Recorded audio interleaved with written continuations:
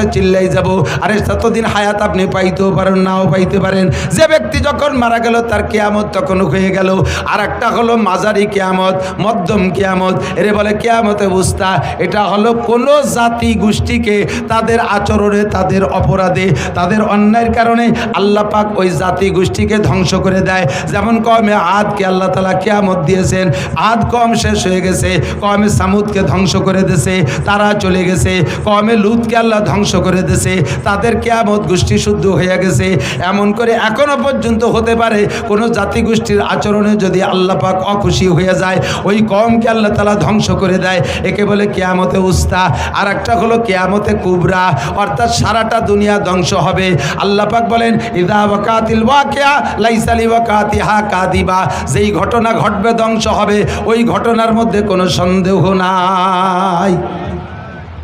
সেইটা কবে হবে সম্পর্কে সাহাবায়ে কেরাম জিজ্ঞেস করেছেন নবী পাকের কাছে। জিবরিল আলাইহিস সালাম আদম আলাইহিস সালাম থেকে নিয়ে কিয়ামতের সংবাদ দিয়ে আসতেছে। সব নবীরাই জিবরাইলের কাছে কিয়ামতের নির্দিষ্ট তারিখ চান, কিন্তু জিবরিল বলেন মা নাবি আলামা মিনাস সাইল, আমি তুমি জিজ্ঞাসাকারীর চাইতে এ বিষয়ে আমি অতটা বেশি ভালো জানি না। কিয়ামতের তারিখ আল্লাহ পাক আমাকে বলেন নাই। তবে কি জিবরিল আলাইহিস সালাম সব নবী রাসূলকে কিয়ামতের কিছু পূর্বাভাস বলে, আমিও মাঝে মাঝে বলে থাকি। এই হাদিস আপনাদের কাছে আমি বর্ণনা করেছি। দোস্ত, নবী পাক সাল্লাল্লাহু আলাইহি সাল্লাম বর্ণনা করেন হযরত আবু হুরায়রা থেকে হাদিস। আমি সির্ফ হাদিসটা তরজমা করে শেষ করে দেব, আপনাদের বেশিক্ষণ বিরক্ত করব না। হুজুর বলেন কি, এ যুবক আমার দিক, বুড়োরা আমার দিক, আওয়ামী লীগরা এদিক তাকান, বিএনপিরা এদিক তাকান, জামাত জাতীয় পার্টির সমন্বয় কেউ নাড়াচাড়া করবে না। খুব গেলবেন, যার ভিতরে দোষ আছে সে সেখান থেকে উঠে আসার চেষ্টা করতে হবে। যদি আমরা এই দোষগুলো থেকে উঠে আসতে পারি তাহলে দুনিয়ার হায়াত বেড়ে যাবে, দুনিয়ার হায়াত বেড়ে যাবে, দুনিয়াকে আল্লাহ তাআলা আরও লম্বা করে দেবে। আর যদি আমি আপনি এই দোষগুলো দোষী হয়ে যাই তাহলে আল্লাহ পাক দুনিয়ার হায়াতকে কমায় দেবে, দুনিয়াকে অতি তাড়াতাড়ি ধ্বংস করে দেবে। এই যে ঘটনাগুলো বলছি এগুলো টপ টপ টপ টপ করে কিছুদিনের ভিতরে তৈরি করে দিয়ে দুনিয়াকে আল্লাহ তাআলা ধ্বংস করে দেবে। আমি চাই না দুনিয়া ধ্বংস হোক তাড়াতাড়ি, আমি আরও অনেক দিন বেঁচে থাকতে চাই, আমি সুস্থ থাকতে চাই, আমি হালাল প্রশস্ত রুজি চাই, সম্মানের সাথে বেঁচে থাকতে চাই। কথা বলেন ঠিক কি ঠিক না? এই জন্য আমি দোয়ার সময় শিখিয়ে দেই, যখন দোয়া করবেন আল্লাহ আমারে হায়াত বাড়ায় দাও, শুধু হায়াত বাড়ায় দেওয়ার কথা বলবেন না। হায়াতের সাথে তিনটে জিনিস চাইবেন আল্লাহ, সুস্থতার সাথে, বলেন কিসের সাথে? ইজ্জতের সাথে, সম্মানের সাথে। 3 নম্বরে প্রশস্ত হালাল রিজিকের সাথে। এই তিনটে জিনিস আমার জীবনে অত্যন্ত গুরুত্বপূর্ণ। লম্বা হায়াত পাইছেন কিন্তু অসুস্থ, বারান্দায় পড়ে রয়েছেন 30 বছর, প্যারালাইসিসের রোগী, এই হায়াতের 5 পাইতেও দাম আছে। বউ ছেলে মেয়ে সব বিরক্ত হয়ে যায়। ছেলেরা মাঝে মাঝে মাদ্রাসায় এসে 5-7 হাজার টাকা দিয়ে কয় হুজুর একটা জালাল খতম পড়িয়ে দেন দি। আবার আমার আব্বা মোটে মরতিছে না, উজো হইও না, বাইটু হইও না। ছেলে মেয়ে বিরক্ত হয়ে যায়, বুড়ি খালি কয় তোরা একটা জালালি খতম পড়াই দিতে পারিস রে। এই কাইসিয়ে পাই দিয়ে আগিয়ে মুইতে তো বিছেন পাটি সব নষ্ট করে ফেলাই দিল, বুড়োর জ্বালায় রাত্রি ঘুমানোর কায়দা নেই। তাহলে এই 30 বছর হায়াতের 5 পাইরও দাম। সুস্থতার সাথে হায়াত চাই, সুস্থতা পাইছি কিন্তু এমন আকাম করছি যে রাস্তায় বেরোনোর কায়দা নাই। রাস্তায় যাওয়ার সাথে সাথে এই যে সেই মালেক মোল্লা, কেউ মালেক মোল্লা থাকলে তারা এবার খেবাই নিয়ে বেড়েন, আমি তো টুও কই। এই যে সেই জামাল, কোন জামাল? এই অর্থে বস্তাখানি কয়ে দিল। মুখের সামনে চোখের সামনে যদি এগুলো বলে দেয় তাহলে আর রাস্তায় হাঁটা যায় না। কথা বলেন ঠিক না? ও আল্লাহু আকবার। হযরত ওমর ইবনে খাত্তাব রাদিয়াল্লাহু তাআলা একটা হাদিস শুনেছি ছোটবেলা মার কাছে। আমি ভাবতাম যে আমার মা মার বুদ্ধি দিয়ে বলে, মা বয়স বুদ্ধিমতী মহিলা, তাই তার জ্ঞান দিয়ে বলে। পরে হাদিস পড়তে যে দেখি আমার মা হযরত ওমর রাদিয়াল্লাহু তাআলা হাদিস বলেন। মা আমাকে আমি যখন একটু বড় হয়ে উঠছি, মা আমারে নসিহত করে, কয় বাবা এই যুবক আমার দিক তাকাও, রাতের বেলা এমন কাম করবা না যাতে দিনের বেলা মানুষের সামনে মুখ দেখাইতে লজ্জা হয়। ছোট্ট নসিহত মনে রাখবা, রাতের বেলা এমন কাম করবা না যাতে দিনের বেলা মানুষের সামনে মুখ দেখাইতে লজ্জা হয়। আবার দিনের বেলা এমন কাম করবা না যাতে রাতে তোমার ঘুমের ক্ষতি হয়, রাতে তোমার ঘুমের ক্ষতি হয়। দুইটা কথার ভিতরে বিশাল ব্যাখ্যা। এই দুইটা কাজ থেকে তুমি ফিরে থাকো। রাস্তাঘাটে বের হইতে গেলে যাতে ইজ্জতের সাথে, মানুষের সম্মানের সাথে আহ্বান করে, সালাম দিয়ে দৌড়ে আসে, মুসাফা করার জন্য ব্যস্ত হয়ে যায়, এমন একটা সম্মানী জিন্দেগি চাই। তিন নম্বরে অভাবের কারণে ঈমান নষ্ট হয়ে যায়। এই জন্য প্রশস্ত হালাল রুজি চাই, প্রশস্ত হালাল রুজি চাই, লম্বা হায়াত ইজ্জতের সাথে প্রশস্ত হালাল রুজি আল্লাহ পাক আমাদের সকলকে নসিব করে। জোরে বলেন আমিন। আল্লাহ যেন বেইজ্জতি জিন্দেগি না দেয়, সবাইরে হায়াতে তৈবা বাড়ায় দেয়, বলেন আমিন। তবে আমাকে দুনিয়ায় হায়াত নিয়ে থাকতে হলে তো দুনিয়া থাকা লাগবে। দুনিয়া যদি ধ্বংস হয়ে যায় তাহলে আমি থাকবো না। এবার দুনিয়া থাকবে কতদিন? দিন থাকবে যতদিন। বলেন দুনিয়া থাকবে কতদিন? দুনিয়া থাকবে কতদিন? দিন থাকবে যতদিন। প্রমাণ কলা রাসূলুল্লাহ সাল্লাল্লাহু আলাইহি ওয়াসাল্লাম, হুজুর বলেন লা তাকুমু সাআতু হাত্তা ইউকালা ফিল আরদি আল্লাহ আল্লাহ। জমিন অতদিন ধ্বংস হবে না, কিয়ামত ততদিন হবে না যতদিন জমিনের ভিতরে একটা মানুষ থাকবে আল্লাহ বলনেওয়ালা। বলেন না সুবহানাল্লাহ। এ ভাই, বর্তমানে দুনিয়া আছে না নাই? আছে কি আমেরিকার ক্ষমতা বলে, চায়নার প্রযুক্তির বলে, জাপানের প্রযুক্তির বলে, দাদা বাবুকে শক্তির বলে, আরে আমেরিকানদের শক্তির বলে? দুনিয়া বর্তমানে আছে একমাত্র মুমিনদের কলেমার ওসিলায়। দুনিয়া যখন একেবারে শেষ প্রান্তে চলে যাবে, ওই সূর্য পশ্চিম আকাশ থেকে উদয়ের পরে দুনিয়ায় কোনো ইমানদার থাকবে না। আল্লাহ পাক রব্বুল আলামিন হযরত আজরাইল আলাইহিস সালামকে ঘোষণা দিবেন, বলবেন তুমি সবগুলোকে ধ্বংস করে দাও। ইসরাফিল আলাইহিস সালামের সিঙ্গার ফুঁকো হয়ে যাবে আর আজরাইলের কার্যক্রম ফাইনাল শুরু হবে। সারা দুনিয়ার সমস্ত প্রাণীকে মুহূর্তের মধ্যে ধ্বংস করে দেওয়ার পরে আল্লাহ পাক আজরাইল আলাইহিস সালামকে ডাইকে বলবে, ও আজরাইল কি পরিমাণ মারছো, কি পরিমাণ মারছো? কয় সব মারে সাফ করে ফেলাইছি। কয় বাংলাদেশে কি গেছিলা? বাঙালিরা তো আপদ বিপদে ভালো জায়গা বলাই থাকতে পারে, ও জায়গা দুই একটা বার থাইকে গেল নাকি? কয় আল্লাহ না, সব সাফ করে ফেলাইছি। এবার কয় আল্লাহ আনমা বাকিয়া, সবাই রে মারার পরে আর আছে কে কে? আজরাইলকে আল্লাহ জিজ্ঞেস করবে, সব মারছো, গরু ছাগল দানব মানব সব শেষ করছো, এখন আছে কে? কয় যে আল্লাহ এখন আছি আমরা 13 জন আছি। নাহনু সালাসা আশার, আমরা 13 জন আছি। কয় কেডা কেডা বলো? কয় আমরা ফেরেশতা বড় 4 জন, জিবরাইল, মিকাইল, ইসরাফিল, আজরাইল, এই 4 জন আছি। ও আনতার তুমি, ও হামেলাতুল আরশ, আর আরশ বহনকারী 8 জন, 8 আর 4 12, আর তুমি সহ 13, এই 13 জন আছি। আল্লাহ পাক বলবেন আর সব সাফ? বলে জি সব সাফ। কয় তাহলে বড় 3 জনের জান আগে বের করে দাও। জিবরাইল, মিকাইল, ইসরাফিলের জান দাও। ইসরাফিল আলাইহিস সালামের সিঙ্গার বুকে দুনিয়া ধ্বংস হয়ে যাওয়ার পরে এরপরে এই বড় 3 জনের জান আজরাইল আলাইহিস সালাম 3 জনের জান দিয়ে আল্লাহর কাছে জমা দিয়ে দেবেন। এরপরে আল্লাহ জিজ্ঞেস করবে আল্লাহ আনমা বাকিয়া, এখন কয়জন আছে? কয় যে এখন আছি আমরা 10 জন। নাহনু আশারা, আমরা 10 জন। হামেলাতুল আরশ, আরশ বহনকারী 8 জন, আনতা ওয়া আনা, তুমি আর আমি, এই 10 জন আছি। আল্লাহ পাক বলবেন আরশ বহনকারী 8 জনের জানও বের করে আমার কাছে জমা দাও।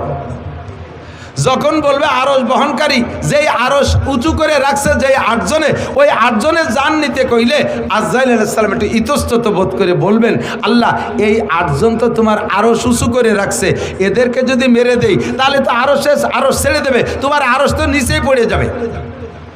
তাহলে এই 8 জনরে বাদ দিয়ে আর সবাইরে তো সাফ করে দিছি, এ পর্যন্ত থাকলে কেমন হয়?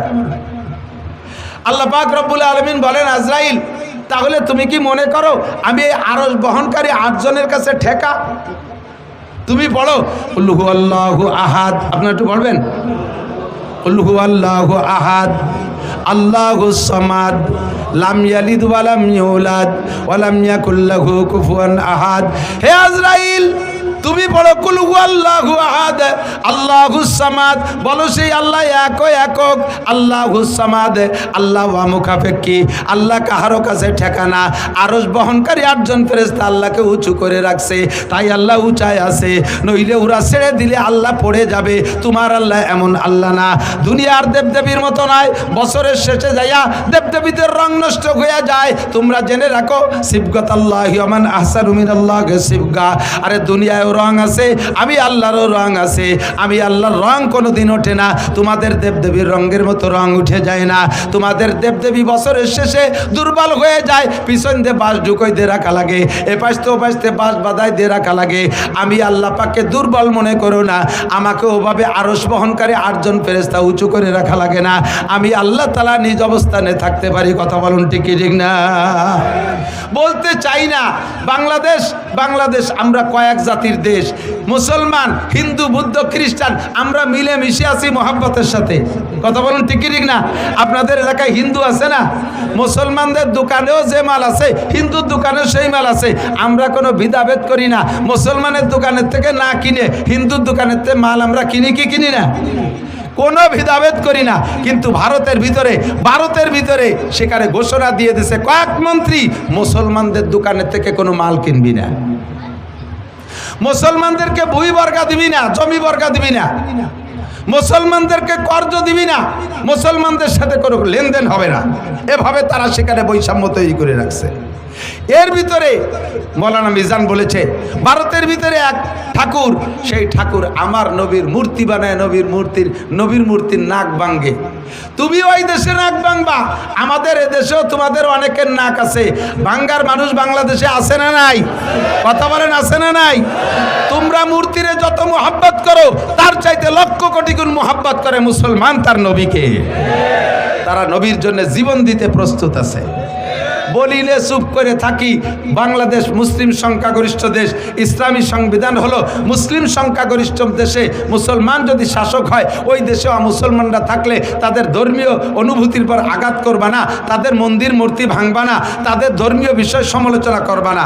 যদি করো তাহলে গুনাহ হবে। আমরা সেই উসুলের পর সেই ইসলামের সেই নীতির উপরে আমল করে তোমাদেরকে কিচ্ছু বলি না। কিন্তু তোমরা যে ওই জায়গায় বসিয়া পদে পদে জ্বালাবা, আবার এই দেশে বসিও, এই দেশেও বহু হিন্দু এলাকা আছে এখনো পর্যন্ত সে জায়গা 2-1 মুসলমান থাকলে তাকে গরু কুরবানি দিতে দেয় না। বাংলার জমিনে থেকে কত বড় স্পর্ধা, সরকারের ছত্র ছায় থাকে এত বড় বাহাদুরি করো, তারপর আমরা কিছু কই না। কিন্তু এই মুহূর্তে আর বাড়াবাড়ি করো না। তোমরা দেশের মেহমানের মতো থাকো, আমাদের কাছে যত পাবা। কথা বলেন ঠিক ঠিক না? বাড়াবাড়ি করবা তো গাড়িতে যদি চাইতে যায় তাহলে কিন্তু মেহমান আরও বাড়ি বেশিক্ষণ থাকতে পারে না। সাবধান হয়ে যাও। আল্লাহুস সামাদ, আমার আল্লাহ অমুখাপেক্ষী, আরশ বহন করে 8 জন ফেরেশতার কাছে ঠেকা নয়।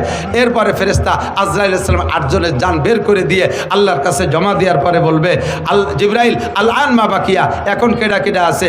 আনতা ওয়া আনা, তুমি আছো আর আমি আছি, আর সব সাফ। আল্লাহ পাক বলবেন আনা হাইয়ুন কাইয়ুম, আমি চিরস্থায়ী চিরঞ্জীব, লা আমুতু ওয়া লা আহইয়া, আমি মরিও না বাঁচিও না, আমি থাকবো। কুল্লু শাইইন হালিকুন ইল্লা ওয়াজহুল্লাহ, সব শেষ হয়ে যাবে, শুধুমাত্র অবশেষে থাকবে কে?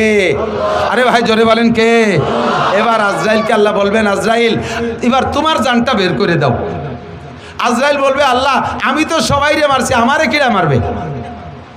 আমারে মারার আজরাইলকে? আল্লাহ পাক বললেন তুমি আত্মহত্যা করবা। পদ্ধতি কি? রিভলভার কানে বাঁধাই দিয়ে তুমি গুলি এড়ে দেবা, পিস্তল মাথায় লাগাইয়া গুলি করে দিবা তা না, তুমি তোমার বুকের উপরে হাত দিয়ে মুট করে টান দিবা, বাকি কাম আমি করব। আজরাইল যখন বুকের উপরে হাত দিয়ে মুট করে টান মারছে, আর সে আজিবের মালিক বলবেন আল্লাহ কুন কইলে সব হয়ে যায়। আল্লাহ তখন বলবে কুন মাইয়াতান, তুমি মরে যাও। আজরাইলের মুঠের ভিতরে তার জানটা বেরিয়ে আসবে, আর এত জোরে একটা চিৎকার মারবে জান বেরোনোর সময় আজরাইল। ওই সময় যদি পৃথিবীর সমস্ত প্রাণীও থাকতো, আজরাইলের মুখের আওয়াজে সকলে কলিজা ফাইটা মারা যাইতো। কিয়ামত শেষ, এটা হলো আন্তর্জাতিক কিয়ামত। এই ঘটনা ঘটার আগে কিছু সিগন্যাল আসবে। নবী পাক বলেন সিগন্যাল কয়টা মুখস্থ করাই দেই, এই কয়টা শুনেই চলে যাবেন, এই কয়টা শুনে মুখস্থ করে চলে যাবেন। হুজুর বলেন দিক তাকান, কিয়ামত আসছে, এই মূল বড় বড় ঘটনা ঘটবে। তার আগে কিছু ছোট ঘটনা। 1 নম্বর ঘটনা হলো ইজাত্তু কিজাল ফাই উদাওয়ালা। যখন দেখবা মানুষে মুসলমানরা যুদ্ধে বিজয়ী সম্পদ, যুদ্ধে বিজয়ী দেশ, যুদ্ধে স্বাধীন করা দেশ নিয়ে 2 দলে কামড়াকামড়ি করবে, প্রত্যেকে বলবে এটা আমরা স্বাধীন করেছি, এটা আমাদের সম্পত্তি। এই নিয়ে যখন কামড়াকামড়ি চলবে, মারামারি চলবে, এই নিয়ে মারামারি চলবে যে এদেশ আমরা স্বাধীন করেছি, এদেশ আমাদের, তখন বুঝবা যে কিয়ামত বেশি দেরি নেই। এই যে বলবে, এইটা কি বলবে আরো বাকি আছে না এই বলা বলি চলতেছে? কতক্ষণ বলা বলি চলতেছে। স্বাধীন করছে কে তাও মুক্তিযোদ্ধারা জানেন, ঘোষণা দেশে কে তাও মুক্তিযোদ্ধারা জানেন, যুদ্ধ করছে কারা তাও মুক্তিযোদ্ধারা জানেন। অথচ এই কথাটা নিয়ে এখন এই দেশের সম্পত্তি নিয়ে দুই দলে মারামারি চলতেছে কি চলতেছে না? ১৫০০ বছর আগে বিশ্বনবী বলেছে এটা কিয়ামতের আলামত। বেশি বাড়বো না। ইজাত তো কিজাল ফাইউদাওয়ালা। ২ নম্বরে ওয়াল আমানাতু মাগনামা, যখন আমানতকে গনিমত মনে করবে। আমানত কি? আমানত গচ্ছিত জিনিস। আমাকে আল্লাহ তাআলা আমানত দিয়েছে কিছু সম্পদ, আমাকে আল্লাহ তাআলা আমানত দিয়েছে সন্তান, আমাকে আল্লাহ তাআলা আমানত দিয়েছে একটা ওয়ার্ডের দায়িত্ব, আমাকে আমানত দিয়েছে ইউনিয়নের দায়িত্ব, আমাকে আমানত দিয়েছে উপজেলার দায়িত্ব, আমাকে আমানত দিয়েছে একটা সিটের দায়িত্ব এমপি বানাইয়া, আমাকে একটা মন্ত্রণালয়ের আমানত দিয়েছে, আমাকে ডিসি হিসেবে একটা ডিস্ট্রিক্টের আমানত দিয়েছে, ওসি হিসেবে আমাকে একটা থানার আমানত দিয়েছে, টিওনো হিসেবে একটা থানার আমানত আমাকে দিয়েছে, এসপি হিসেবে একটা পুলিশ লাইনের আমানত আমাকে দিয়েছে, আব্বা হিসেবে কয়েকটা সন্তানের আমানত আমাকে দিয়েছে। এই আমানতকে যখন গনিমত মনে করবে, গনিমত কাকে বলে? যুদ্ধে বিজয়ী সম্পদ মুসলমানদের মুজাহিদদের ভিতরে বন্টন হয়, এই মালকে বলা হয় গনিমতের মাল। এইটা খাওয়া জায়েজ। যখন আমানতকে গনিমত মনে করিয়া ইচ্ছে মতো ব্যবহার করবে। কত প্রমাণ চান? যে কয়জনের নাম কইছি এই কয়জন তার আমানতের ভিতরে খেয়ানত করছে কি করে নাই? জোরে বলেন, করছে কি করে নাই? আমানতের খেয়ানত কি পরিমাণ করছে? এখন তত্ত্বাবধায়ক সরকার আইসা, অন্তর্বর্তীকালীন সরকার আইসা হিসাব করে করে বর্তমান নগদে যারা ফেল করছে তাদেরটা ধরছে। আরও 15 বছর আগেও একদল ক্ষমতায় ছিল, তারাও এরকম বহুত অন্যায় করে টরে গেছে। সেই জামানায় যারা ছিল ফখরুদ্দিন, ইয়াজউদ্দিন, মঈনুদ্দিন, তাদের কাছে তারাও ধরা পড়েছিল। কথা বলেন ঠিক কি ঠিক না? যারাই এই ক্ষমতায় বসে তারাই আমানতের খেয়ানত করে। কন্ট্রাক্টরের কাছে রোডের আমানত পিচ মারিয়ে দেয়, খোয়া মারিয়ে দেয়, রাস্তা বানাইয়া এই মাথায় তো ওই মাথায় জাতি জাতি রাস্তার পিছন দিয়ে টিউমার, বিষ ফুড়া, খাইজনি, চুলকনি, কথা কয় না? কারেন্টের খাম্বা তার সহ গিলে খেয়ে ফেলায়। আমাদের দেশের আমানত শাহ এরকম আছে না নাই? কন্ট্রাক্টরের নামও আমানত শাহ। কন্ট্রাক্টরের নাম কি? আমানত শাহ। খেয়ানত শাহ হয়ে গেছে। বিজিএফ কার্ড বিক্রি করে টাকা খায়, পঙ্গু ভাতা বিক্রি করে টাকা খায়। এই জাতীয় মেম্বার চেয়ারম্যান তো বাংলাদেশে জন্ম নেয় নাই। কথা কয় না? ও দোস্ত, হজে যাইয়া কুরবানি করে আসি। যারা হজে গেছেন হাজি সাহেবরা, এলাকার বহু হাজি আমি ওখানে দেখেছি। এই এলাকার মানুষের পয়সা আছে, ছেলেরা বিদেশ থেকে বাপরে হজ উমরা করায়। তো হজ করেছেন, কুরবানি করেছেন, আপনার কুরবানির জন্তুর গোশত আপনি খেয়ে আসেন নাই, ওটা ওই জায়গায় জবাই করে, বরঞ্চ আপনি নিজেও জবাই করেন নাই, মুআল্লিমের দায়িত্ব দিচ্ছেন, সে জবাই করে গাদি মেরে থুই আসছে। ওই দুম্বার উট এইগুলো পরবর্তীতে ওই সৌদি আমরা ওর মোহতাজ না, ওগুলো তারা খায় না। ওগুলোরে ধুইয়ে মুছিয়ে কাফন পরাইয়া সুন্দর করে জানাজা ছাড়া বিভিন্ন দেশে, গরিব দেশে পাঠায় দেয়।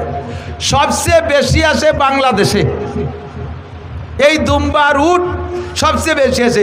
আমার কসম খেয়ে বললে মিথ্যাবাদী হবে না, উট তো আপনারা চোখেই দেখেন নাই। মাঝে মাঝে একসময় দুম্বা দেখতেন, ইদানিং তো প্রত্যেকে 8-8টা করে পান। কতক্ষণ পান নাকি? এই দুম্বা যায় কোন জায়গা?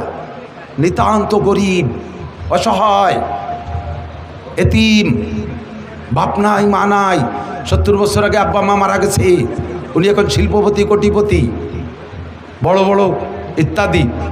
ঘরের ভিতরে কবর একটা বানায় এনেছে, বিশাল কবর, লম্বা ডিপ ফ্রিজ, বস্তা ভরে তার ভিতরে নিয়ে সারা বছর কুরবানির গোশত দিয়া উনি বরকত হাসিল করে।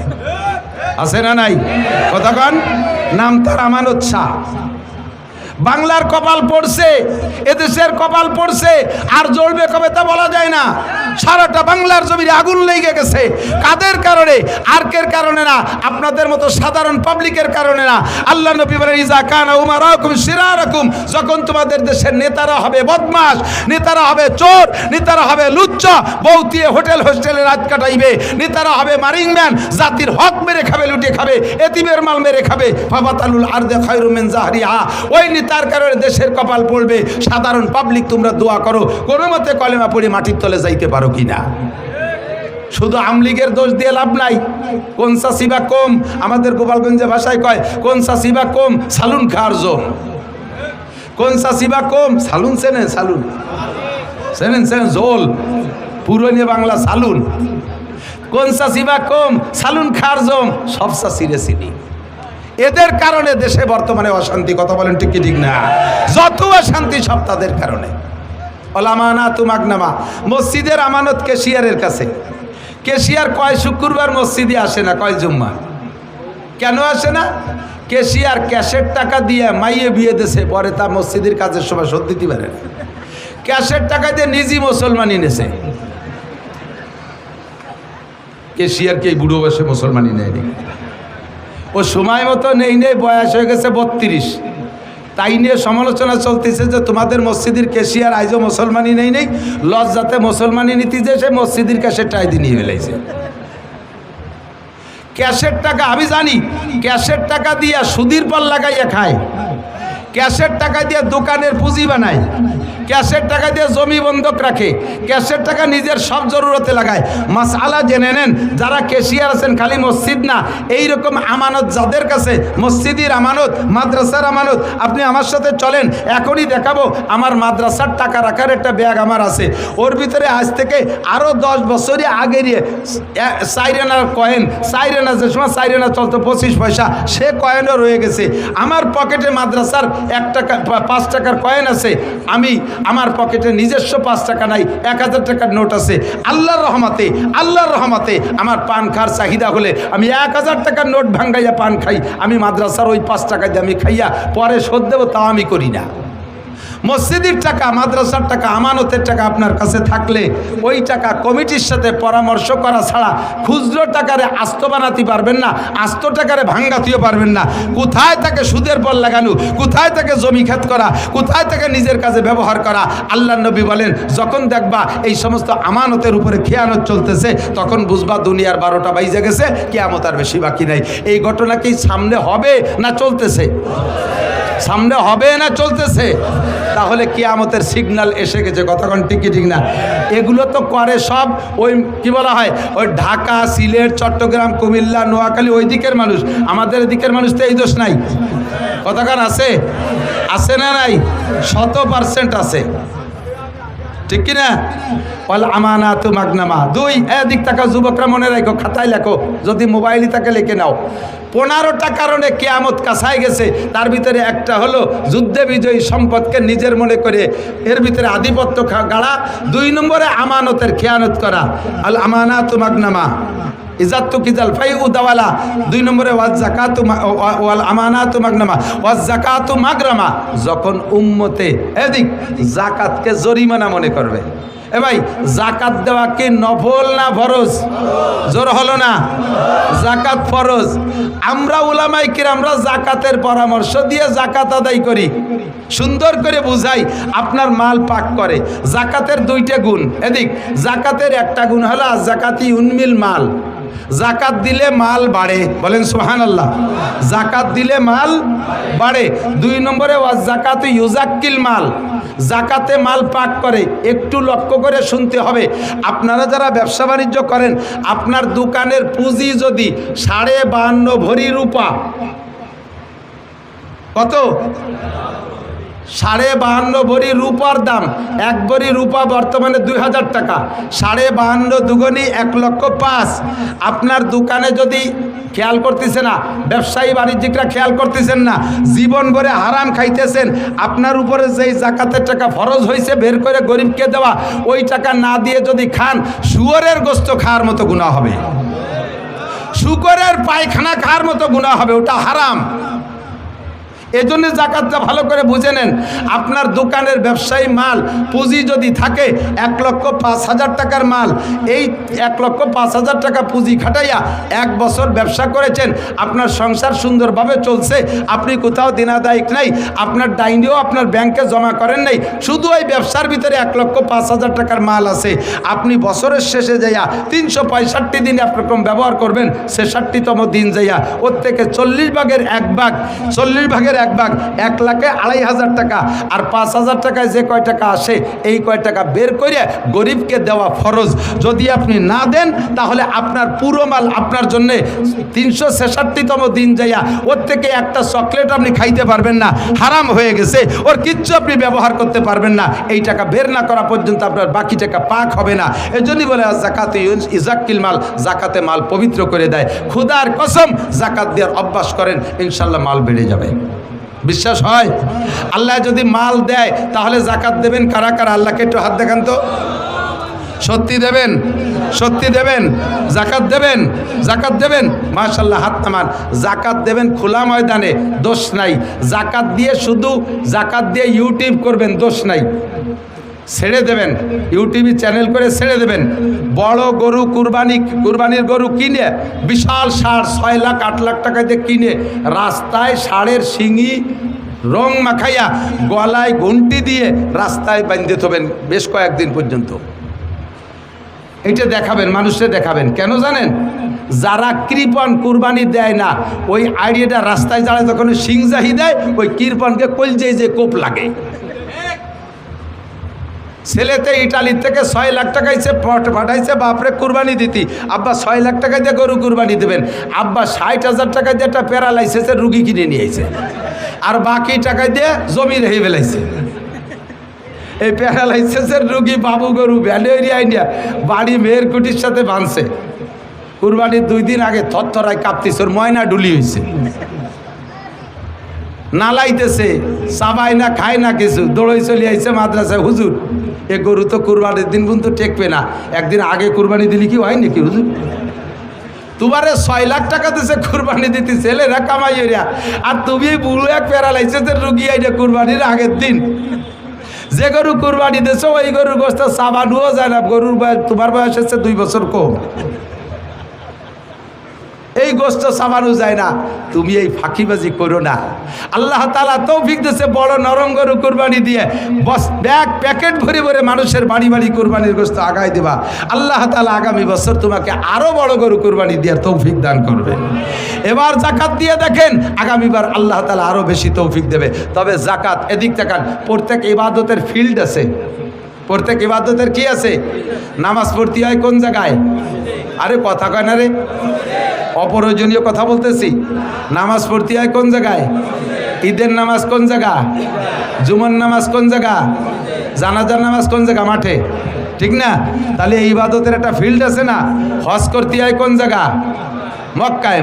উমরা করতে হয় কোন জায়গা? মক্কায়, ঠিক না? তাহলে এই সব ইবাদতের ফিল্ড আছে। তাহলে জাকাতেরটা ইবাদত, এরও ফিল্ড আছে। এর ফিল্ড কি? আপনার বাড়ি জাকাতের মাল নিয়ে বসে থাকবেন, আর গরিব গুরাবা এসে লাইন দিয়ে এই জাকাতের মাল নিতে আসবে, হাতেরতে বাচ্চা পড়িয়ে যে পাড়া খেয়ে মরিয়ে যাবে। আপনি এই গুনাই তো কভার করতে পারবেন না। জাকাতের ফিল্ড হলো, আল্লাহ তাআলা যদি তৌফিক দেয় তাহলে জাকাতের মাল প্রত্যেক গরিবের বাড়ি বাড়ি যে আগায় দিয়ে আসবেন। প্রত্যেক গরিবের বাড়ি বাড়ি জায়গায় দিয়ে আসবেন। নির্বাচনের সময় স্লোগান দেন, অথচ কাজের সময় নাই। বোতল ভাইয়ের পরিচয় গরিব দুঃখীর দরজায়। বোতল ভাইয়ের পরিচয় গরিব দুঃখীর দরজায়। ওই গরিব দুঃখীর দরজায় ভোটের পরে তো তুমি গরিব দুঃখীর বাড়িই চেনো না। কতক্ষণ ঠিক না? জাকাত দেবেন ফিল্ডে যাইয়া, প্রত্যেকের বাড়ি বাড়ি যে পৌঁছাই দিয়ে আসবেন জাকাত, তাহলে জাকাতের সঠিক হক আদায় হবে। এই কথাগুলো যে বলতেছি, কয় যে এটা হলো হুজুরকে একটু কামাই করার একটা পথ। এই হুজুর আমার সম্পত্তি আমি যে খুশি বা যেভাবে খুশি ব্যবহার করব, উনি এতভাবে পাম্পট্টি দিয়ে নেবে কে? এটা আমাকে উপরে একটা জরিমানা ধরতেছে। আল্লাহ নবী বলেন, ও জাকাত মাগরামা, জাকাতরে জরিমানা মনে করবে। আবার দেবে যাইয়া কি? লাস্টে রমজান মাসে দেয়। এই 3 সিজনে আগে দিত রমজান মাসে শুধু শাড়ি আর লুঙ্গি, আর ইদানিং শীতকালে কম্বল দেয়। এদিক দেয় নাকি কম্বল? কম্বল দেয়। 5,000 7,000 টাকা দামের কম্বল দেয় না জাকাতে? এটা একটা কম্বলের দাম 7,000, 60 টাকা। কথা কন না কে? আমারও একটা দেশে গতবার 60 টাকা দামের কম্বল, তা কাটিয়ে 4 জায়গা পাপোশ বানাইছি। যিনি এই কম্বল দেন, আপনি নিজে কি এই কম্বল ব্যবহার করেন? কয় যে না, আমরা তাইওয়ান থেকে নিয়ে এসেছি 14,000 টাকা দাম এক একটা কম্বল। যেরকম সুবহানাল্লাহ, পাজি কোথাকার।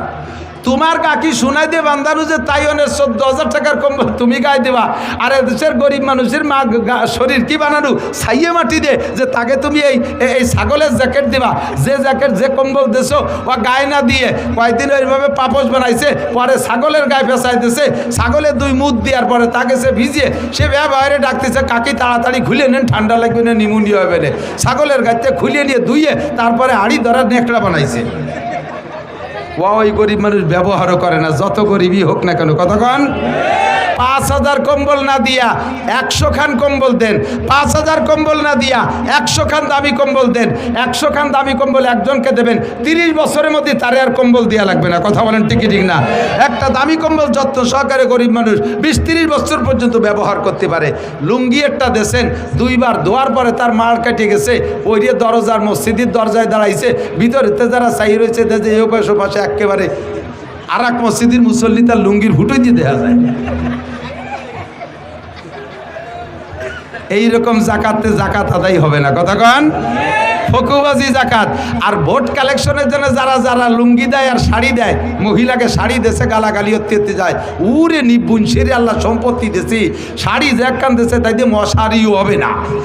এতে মশারি বানালেও মশা ক্রলিং করে ঢুকে যাবে, তোমার এই শাড়িতে জাকাত আদায় হবে না। সাবধান থেকো, তুমি যে জিনিস ব্যবহার করো, যে জিনিস নিজে পছন্দ করো ওই জিনিসই তুমি দান করবা, যে জিনিস নিজে ব্যবহার না করতে পারো ওই জিনিস দান করলে নেকি পাবা না। ও জাকাতু মাগরামা। 3 নম্বর অপরাধ হলো উম্মতে জাকাত দিতে যাবে না। আরে খালি টাকা এদিক, খালি টাকার জাকাত না, খালি টাকার জাকাত না। আপনাদের দেশে পাট হয় না? পাট পাট জমিনের ফসলকে, ফসলের জাকাতকে বলে ওসর। পাট ফলাইতে এবং কাটিয়ে কুটিয়ে পরিষ্কার করতে খরচ বেশি, 40 ভাগের 1 ভাগ। ইরিদান ফলাইতে কাটিয়ে কুটিয়ে আনতে খরচ বেশি, সার ওষুধ কীটনাশক দিয়ে 40 ভাগের 1 ভাগ। দেশে আর একটা ফসল হয় এই কার্তিক মাসে বুন হয়, ওর পিছনে অত খরচ দেয়, সার ওষুধ পানি পুনি লাগে না, খেসারি কলই মুসুরি এগুলো, ঠিক ঠিক না? এর পিছনে কোনো খরচ নাই, এটা দিতে হবে 10 ভাগের 1 ভাগ। আর এক প্রকারের ফসল চা বানাইতে একটু খরচ বেশি লাগে, আখটাকে এই জাতীয়, তার দিতে হবে 20 ভাগের 1 ভাগ। আপনার 20টে বাঁশঝাড় আছে, 20টে বাঁশঝাড় আছে, এই 20টে বাঁশঝাড়ের আপনার বাৎসরিক প্রয়োজন মিটার পরে বছরের শেষে যে বাঁশ থাইকে যায়, বাঁশের পিছনে কোনো খরচ নেই, প্রত্যেক 10টা বাঁশের 1টা বাঁশ দিতে হবে। আপনার একটা আম বাগান আছে, এই আম বাগানে আপনার খাওয়ার আমের পরে এই আমের পিছনে যা খরচ হয়েছে, এই খরচের পরে খরচ হিসেব করবেন। যদি খরচ বেশি হয় তাহলে 40 ভাগের 1 ভাগ, মাঝারি ধরন খরচ হইলে 20 ভাগের 1 ভাগ, যদি খরচ মোটেই না হয় তাহলে 10টা আমে 1টা আম গরিবকে দিতে হবে। আপনার আম বাগান আছে, দেশি আম বাগান, ও জায়গা প্রচুর আম হয়, ওর ভিতরে গরিব দুঃখীরা আসলে তার ভিতরে প্রত্যেক 10টা আমের 1টা আম গরিবকে দিয়ে দিতে হবে। অথচ মাহফিলের সময় আমাকে হুজুররা যদি গ্রামে বাঁশ কাটতে যায়, যাইয়ে যদি কয় কাকা আপনার জাকাতের বাঁশটা দেন, কয় আসো বাঁশ দিবানি, আহিয়ালা বাঁশ দিবানি, দিকে বাঁশ দেয় না, আহিয়ালা বাঁশ দেয়। ও দুষ্ট, ভালো করে মনে রাখবেন, মানজাবিল হাসানা ফালাহু আশরু আমসালিহা, যে আল্লাহরে 1 দেয় আল্লাহ তারে 10 দেয়। জোরে বলেন কয় দেয়? আরো জোরে কয় দেয়? একেবারে তাজা খবরেরটা কই, আমি এক মাদ্রাসায় পড়াইতাম এক সময়, ওই মাদ্রাসার হাফেজ শাহ হুজুর গেছে ওই মাদ্রাসার এলাকায় বাস কাটতে। হাফেজ শাহ হুজুরের নিজের জবানে যা শুনেছি তাই আপনাদেরকে শুনাই, এই বাসের কথা আসছে বিদায় মনে পড়ছে। হাফেজ শাহ হুজুর গেছেন এক এলাকায় বাস কাটতে, সবার বাস তো বিভিন্ন বাড়ি থেকে কাটছে, 1 লোকের 80 জাড়।